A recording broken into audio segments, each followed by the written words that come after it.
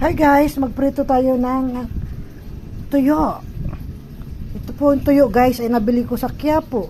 Kahit maraming tuyo dito sa Divisoria, bumili pa talaga ako sa Quiapo. Ewan ko ba anong naisipan ko. Pero okay naman siya guys kasi mura lang naman yan.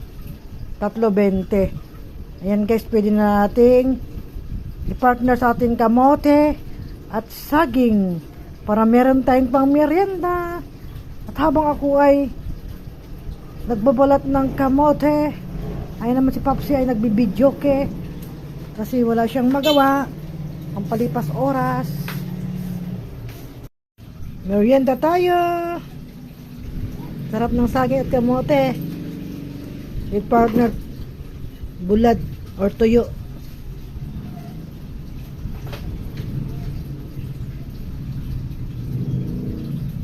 Hindi muna kami kakain ng kanin. Nagda-diet kami ni Papsi Char.